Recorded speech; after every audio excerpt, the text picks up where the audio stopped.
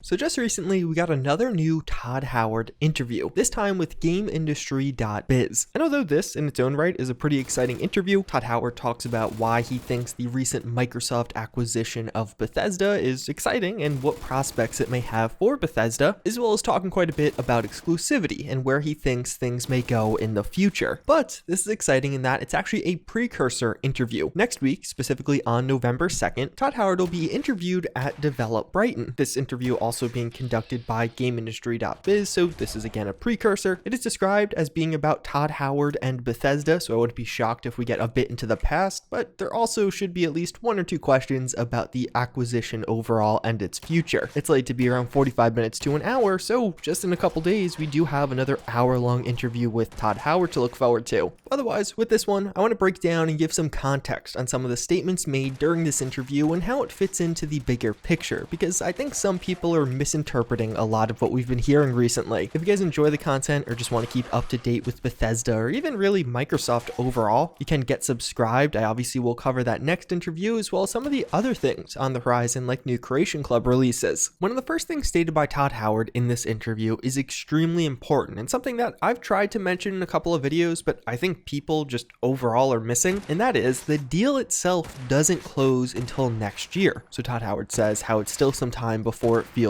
real. This was recently backed up by a separate interview with Phil Spencer, the head of Xbox at Microsoft, where he goes on to say, first of all, I would like to say that we haven't acquired ZeniMax. We have announced our intention to acquire ZeniMax. It is going through regulatory approval and we don't see any issues there. We expect early in 2021 the deal will close, but I say that because I want people to know I'm not sitting down with Todd Howard and Robert Altman and planning their future, because I'm currently not allowed to do that. That would be illegal. We'll revisit this, but just keep it in the back of your mind as we go through this. There couldn't be an exclusivity agreement drafted right now because Microsoft does not own ZeniMax yet. You can't just start acting like you own a company before you actually own them. That would literally be illegal, and even worse because Microsoft is publicly traded. They can't start making decisions that would affect the stock price when they don't own the company. Beyond that, Todd Howard expands on some other things. He describes how once the initial shock wore off, excitement followed for Bethesda. They view that Microsoft and Bethesda are very much so aligned. They have the same vision as to where gaming is going in the future. And although later in this interview, Todd Howard talks about Game Pass and really accessibility for everyone with things like xCloud that Xbox is offering, this also does bring me back to that OpenAI exclusive partnership that Microsoft signed the same day the Bethesda acquisition news went live. This being around artificial intelligence and perhaps that it could be integrated better in future games. So perhaps with something like Starfield, or considering the partnership is more recent, maybe even more focused on the Elder Scrolls 6, we could see some significant upgrades or improvements in AI. And a big point of speculation is that we could see significantly smarter AI or just more reactive AI in future titles. So perhaps that's not what Todd Howard is referring to here, but it definitely is worth noting. It is a pretty big coincidence that this news went live at the same time as this news. But something else that Todd Howard mentions that is pretty interesting is I grossly underestimated the impact in the larger gaming community. He didn't realize it would be such big news that ZeniMax was being bought by Microsoft, but overall he is happy with the feedback and he has perceived it as predominantly positive. Although there is another question around industry consolidation. Some concerns around this popped up in the wake of this news, considering it is really one of the biggest gaming acquisitions ever, as we see many other industries consolidate into just a few giant mega corporations. There have been some concerns in the larger gaming community following the ZeniMax acquisition that we'll see more and more of this. Big companies buying smaller companies and just creating much bigger companies until only a few are left. But Todd Howard doesn't share that concern. He doesn't necessarily think that the Bethesda acquisition indicates that the whole industry overall will continue with a consolidation approach. And it's here as we start to transition to some of the very interesting quotes on a Bethesda and Microsoft exclusive deal, or what this deal could look like in the future. He describes how almost all of the games they've done, they've partnered with Microsoft in some way. And he expands with, so as we come to Starfield and the Elder Scrolls 6, I guess this is partnering in a bigger way. On an explicit question of exclusivity, he actually says we haven't gone through all of that yet, to be honest. That very much so sounds like a little PR line thrown in there. But further, he does mention how, very similar to what Microsoft said, Bethesda has also determined things on a case-by-case basis even before the acquisition. And this actually is kind of true. We do have games like Fallout Shelter Online being exclusive to Asian markets, or even things like PS5 exclusives just recently. He mentions how a case-by-case basis determination will be something they continue to do with Microsoft Microsoft as well. They've been pretty open to other platforms and not just within Xbox. This is an outside perspective, but if you go back 10 years at Microsoft, you wouldn't expect them to have full Office suite on iPhone. I can't really project where things will be except to say we've done these sorts of exercises ourselves as an independent. Nearly every Elder Scrolls game has had some kind of exclusivity with Microsoft, with the Skyrim DLC, with Morrowind basically being a console exclusive, Oblivion being a timed exclusive on Xbox, and then he really ends it off. We'll decide what makes the best sense for our audience when the time comes, and I really can't project today what that looks like. But then he also does go on to say that Bethesda is giving up very little with the deal, and how they're still going to get to be who they are. So taking that aspect of things together, what it says to me is, yes, there'll definitely be some exclusives. Go back to the start of this video, where I mentioned that the deal isn't finalized. We heard that from both Todd Howard and Phil Spencer. Microsoft nor Bethesda could come out and say that they have an agreement for all future titles to be exclusives, because that's illegal. And to me, what we see here is them kind of skirting around the question while also kind of providing an answer. To me, it seems pretty clear that we will have some form of exclusivity. Now, whether that is something more tame, like DLC exclusivity, or just timed exclusivity, or full-on exclusivity, we don't know yet. But when it comes to these exclusivity talks, many people are pointing towards access statements as almost being conflicting, as we consistently hear lines from Todd Howard about how we felt very strongly about their view of access, games for everybody that we can bring to anybody regardless of where they are, what devices they're playing on. I think people are conflating that access statement as being available on all platforms, where in reality it's referring to Game Pass and xCloud, or at least that's my interpretation of that. I think many people forget that Bethesda actually has their own streaming tech they are working on or have already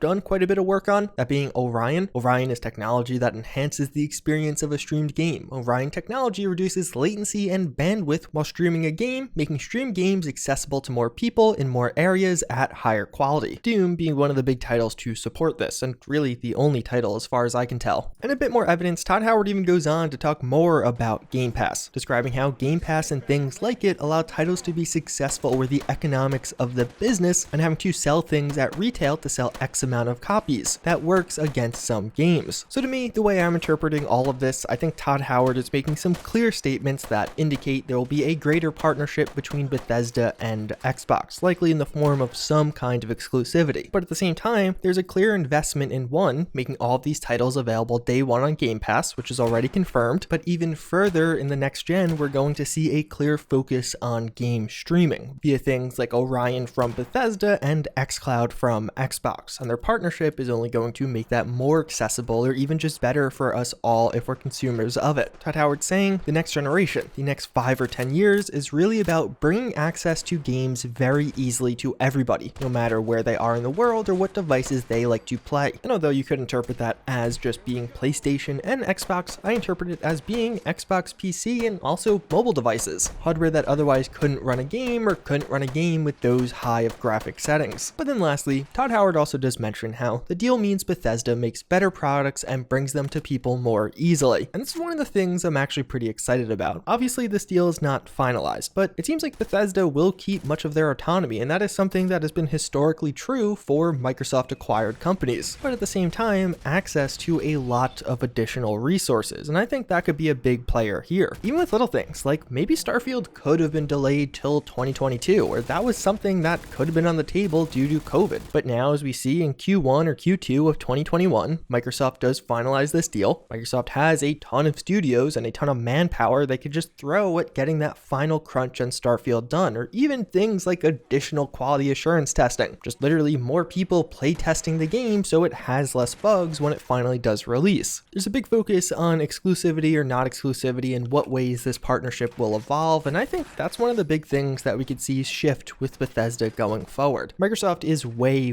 bigger than Bethesda, and specifically Bethesda Game Studios has always been a relatively small developer. Now they've grown quite a bit, but they're still pretty small compared to a lot of their competition. Either way, that pretty much wraps it up for this interview. I know I, for one, am very excited for this Tuesday interview with Todd Howard and perhaps seeing where he goes with that. Todd Howard has always been one to kind of get a little loose-lipped in interviews, I feel like. We know many things about Starfield thanks to in-person interviews from him, more so than anyone else at Bethesda. But otherwise, I hope you guys found this video informative, and with that said, I hope to see you all next time. Later.